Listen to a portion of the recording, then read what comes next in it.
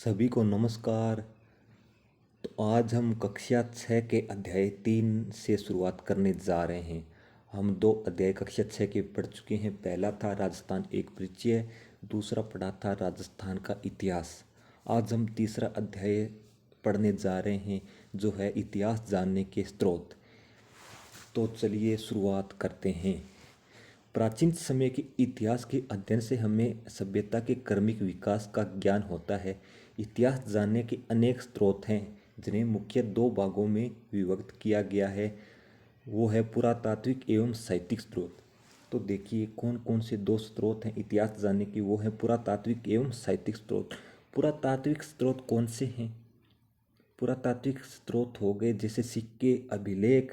ये पुरातात्विक स्रोत हैं। जैसे जो पुराने समय में क्या था, किस प्रकार क्रमिक विकास हुआ था, किस प्रकार आगे से आगे विकास हुआ, तो इसके बारे में हम सिक्कों से या अभिलेखों से इनके बारे में पता कर सकते हैं।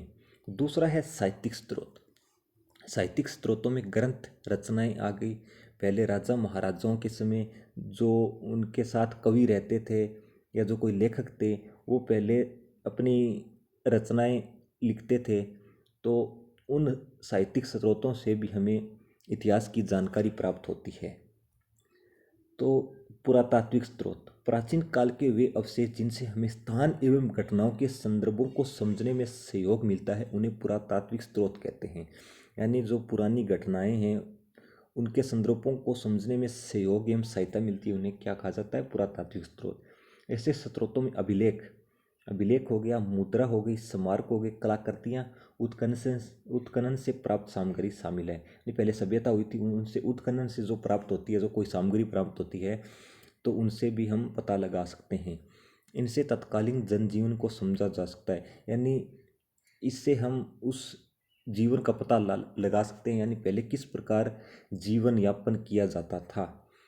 पुरातात्विक स्रोत संक्षेप में इस प्रकार है। अभिलेख ये हमें शिलालेखों, पत्थर की पट्टिकाओं, पाषाण शिलाओं, पत्थर के बड़े बड़े खंडों, स्तंभों, भवनों, गुफाओं की दीवारों, मूर्ति प्रतिमाओं, स्तूपों, मठों, तालाबों, खेतों में खड़ी शिलाओं, ताम्रपत्रों पर उत्तीर्ण किए हुए मिलते हैं। अभिलेख कहाँ पर उत्तीर्ण किए हुए मिलते हैं?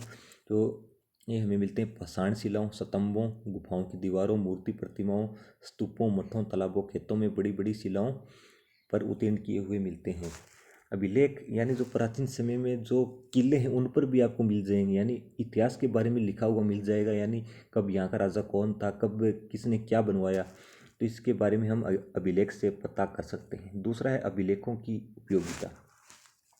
ये विविध भाषाओं में गद्य व पद्य दोनों ही शैलियों में मिलते हैं। इन अभिलेखों में शासक, उनके आश्रित लोगों, रानियों, राजकुमारों, सामंतों आदि के नाम, घटना की तिथियाँ, शासन कार्यों और आज्ञाओं का उल्लेख मिलता है। साथ ही इनसे तत्कालिक सामाजिक, राजनीतिक, धार्मिक, सांस्कृतिक जीवन की जानकारी मिलती है। प्रशंसा में लिखे गए अभिलेख को प्रशस्ति कहा जाता है। इस चीज़ को आप इम्पोर्टेंट लगाकर थोड़ा लिख लेना, क्योंकि प्रशंसा में लिखे गए अभिलेख को प्रशस्ति कहा जाता है। ये क्वेश्चन पूछा जा चुका है 2-3 बार। प्रशंसा में लिखे गए अभिलेख को क्या कहा जाता है? प्रशस्ति कहा जाता है। ध्यान रखना इसके बारे में। फिर आ गया प्रमुख अभिलेख कौन कौन से हैं। नगरी अभिलेख, कंसवा अभिलेख, घटियाला अभिलेख, किराड़ू अभिलेख, नानसा और बनाला युग लेख, सामोली शिलालेख आदि से राजस्थान की धार्मिक व्यवस्था, यज्ञों के प्रकार, भूमि तथा द्रव्य दान, राजनीतिक सीमा आदि की जानकारी प्राप्त होती है। उदाहरण स्वरूप घटियाला शिलालेख, प्रतिहार और बिजोलिया शिलालेख चौहानों का इतिहास जानने के महत्वपूर्ण साधन है। अब यहाँ पर इम्पोर्टेंट लगा लेना, ये क्वेश्चन आ चुका है और आगे भी पूछा जाएगा, देख लेना। घटियाला शिलालेख प्रतिहारों, यानी घटियाला शिलालेख प्रतिहारों का इतिहास और बिजोलिया शिलालेख चौहानों का इतिहास जानने के महत्वपूर्ण साधन हैं। फिर देखो चिरवा का शिलालेख रावल समर सिंह के युग की जानकारी देता है। अब पूछेगा कौन सा युग समर सिंह के युग की जानकारी देता है, तो चिरवा का अभिलेख। यहाँ पर आप इंपॉर्टेंट लगा के अंडरलाइन कर लेना इस चीज़ को। चिरवा का शिलालेख रावल समर सिंह के युग की जानकारी देता है। फिर आगे चलते हैं। इसने स्मारक के माध्यम से दर्शाया है, चित्र के माध्यम से। ये देखिए ये किला है, इसमें आपको मिल जाएगा, यानी अभिलेख और स्मारक मिल जाएंगे।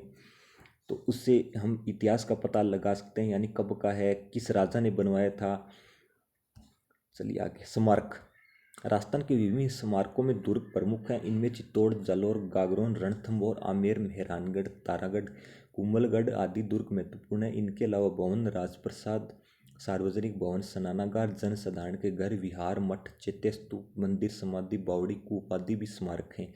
ये हमें तत्कालीन स्थापत्य कला, धार्मिक विश्वास, उपासना पद्धति, मनुष्य की चेतना और समृद्धि का ज्ञान भी करवाते हैं।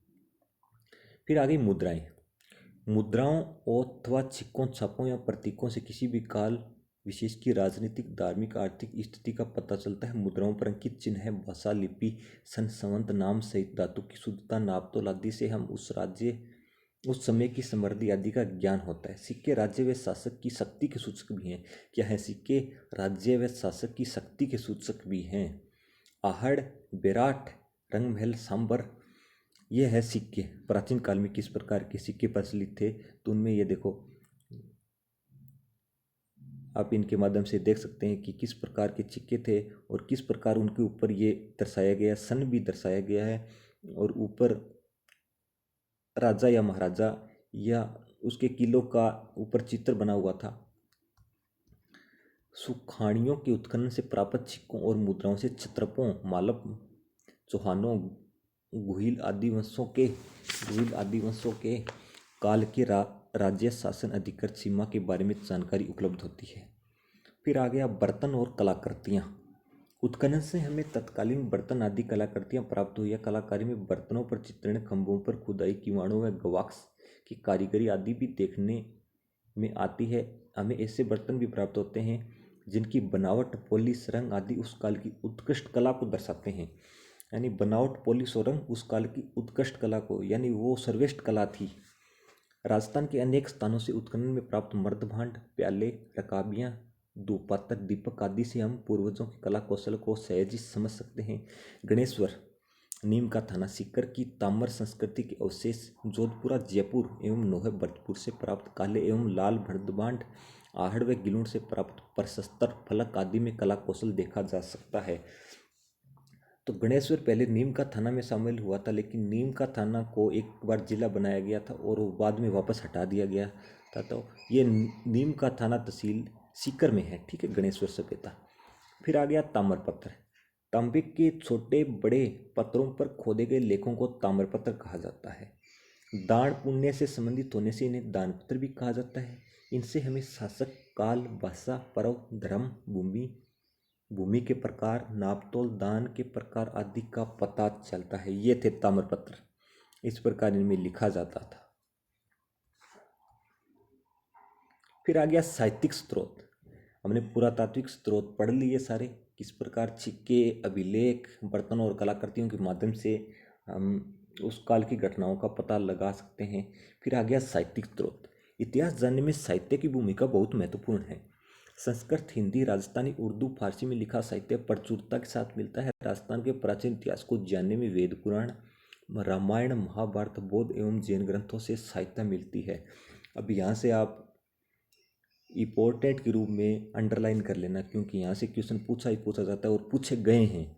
ये देखिए, 12वीं शताब्दी के उत्तरार्ध में जैनक कृत पृथ्वीराज विजय, यानी पृथ्वीराज विजय किसके द्वारा लिखा गया था? जैनक द्वारा। चौहानों की उपलब्धियों का वर्णन मिलता है। किससे मिलता है चौहानों की उपलब्धियों का वर्णन? तो वो मिलता है जैनक द्वारा लिखित पृथ्वीराज विजय से। न्यायचंद्र सूरी करत हमीर महाकाव्य से चौहानों के इतिहास के साथ साथ अलाउद्दीन खिलजी की रणथंभौर विजय और उस समय की सामाजिक धार्मिक स्थिति की जानकारी मिलती है। हमीर महाकाव्य किसके द्वारा लिखा गया था? वो लिखा गया था न्यायचंद्र सूरी द्वारा। फिर आ गया राजस्थानी साहित्य में पृथ्वीराज रासो। पृथ्वीराज रासो किसके द्वारा लिखा गया था? वो लिखा गया था चंद बरदाई द्वारा। फिर आ गया अचलदास खिंचिरी वचनिका, पद्मनाभ कर्त, कानड़ देव प्रबंध, बीकानेर के दलपत सिंह कर्त, दलपत विलास, खिड़िया जग्गा कर्त वचनिका आदि विशेष रूप से उल्लेखनीय है। यानी ये राजस्थान साहित्य में ये महत्वपूर्ण ग्रंथ हैं। ख्यात विषयक साहित्य में प्रसिद्ध राजपूत राजवंशों की स्थापना, राजाओं का वंशक्रम, राज्य क्षेत्र आदि का वर्णन होता है। नैनसिरी ख्यात, बांकीदासरी ख्यात, दयालदासरी ख्यात, जोधपुर राज्य की ख्यात आदि से इतिहास जानने में सहायता मिलती है। फारसी, उर्दू, तवारीखों इतिहास ग्रंथों से हमें विशेषतया मध्यकालीन राजस्थान का इतिहास समझने में मदद मिलती है। फिर आ गया colonel James Tod. Colonel James Tod करते annals and antiquities of Rajasthan और पश्चिमी भारत की यात्रा, ये इनकी किताबें थी, ये इनकी महत्वपूर्ण ग्रंथ थे या किताबें थी कर्नल जेम्स टोड द्वारा करते analysis and antiquities of Rajasthan और पश्चिमी भारत की यात्रा। ये क्वेश्चन बहुत बार पूछा गया है, इनके बारे में थोड़ा आप ध्यान रखना। फिर आ गया बूंदी के महाकवि सूर्यमल मिश्रण का वंश भास्कर। तो वंश भास्कर तो भाई पूछा जाता है, वंश भास्कर किसकी रचना है, वंश भास्कर किसके द्वारा लिखा गया था, तो वो सूर्यमल मिश्रण, ध्यान रखना। कविराज श्यामल दास करत वीर विनोद, विश्वेश्वर नाथ रेव करत मारवाड़ राज्य का इतिहास, गौरीशंकर हीराचंद ओझा लिखित उदयपुर जोधपुर सिरहोई डूंगरपुर बांसवाड़ा प्रतापगढ़ के इतिहास ग्रंथ उल्लेखनीय हैं। इसने फोटो के माध्यम से दर्शाया है कर्नल जेम्स टोड और महामहोपाध्याय गौरीशंकर हीराचंद ओझा, फिर कविराज श्यामल दास के बारे में फोटो के माध्यम से दर्शाया है। तो ये शब्दावली दी गई है। अभिलेख किसे कहा जाता है, ताम्रपत्र या पत्थर आदि पर खुदा हुआ लेख, यानी जिसके बारे में उसके बारे में पूरा संक्षेप में वर्णन दिया होता है, यानी ये कौन से काल का है, किस राजा के टाइम का है और उस टाइम क्या था, उसके बारे में बताया गया। फिर उत्खनन क्या होता है, उत्खनन खुदाई करना। फिर मर्दभांड क्या होते हैं, मर्दभांड मिट्टी के बर्तन होते हैं। फिर अभ्यास क्वेश्चन देख लेते हैं, इनमें भी कई बार क्वेश्चन पूछा जाता है। तो वंश भास्कर के लेखक कौन है, वंश भास्कर के लेखक मैंने बताया सूर्यमल मिश्रण थे, क्वेश्चन बार बार पूछा गया है। फिर आ गया रिक्त स्थानों की पूर्ति कीजिए। प्रशंसा में लिखे गए अभिलेख को क्या कहा जाता है, तो प्रशंसा में लिखे गए अभिलेख को प्रशस्ति कहा जाता है। फिर आ गया दूसरा, संस्कृत में उत्कीर्ण का शिलालेख रावल समर सिंह की युग तक की जानकारी देता है, यानी संस्कृत में उत्कीर्ण कौन सा शिलालेख है जो रावल समर सिंह के युग तक की जानकारी देता है, वो है चिरवा का अभिलेख। फिर आ गया अति लघुतरात्मक प्रश्न, राजस्थान के किन्हीं 3 दुर्गों के नाम लिखिए। तो दुर्गों के नाम बता देना, जैसे गागरोन, मेहरानगढ़, तारागढ़, कुंभलगढ़, बटनेर के बारे में बता देना। पुरातात्विक स्रोत किसे कहा जाता है, पुरातात्विक स्रोत किसे कहा जाता है, तो इसके बारे में बता देना। इतिहास लेखन में मुद्राओं के योगदान को समझाइए। तो मुद्रा का क्या अपना योगदान रहा था पहले, कि किस टाइम किस समय की मुद्रा प्रचलित थी, उसके बारे में बता देना। तो ठीक है, आज हमने तीसरा अध्याय समाप्त किया, कल हम चौथे अध्याय से शुरुआत करेंगे। तो कैसा लगा आपको, अगर पसंद आया तो शेयर और सब्सक्राइब जरूर करें और लाइक ज़रूर करें। धन्यवाद साथियों, ओके, धन्यवाद।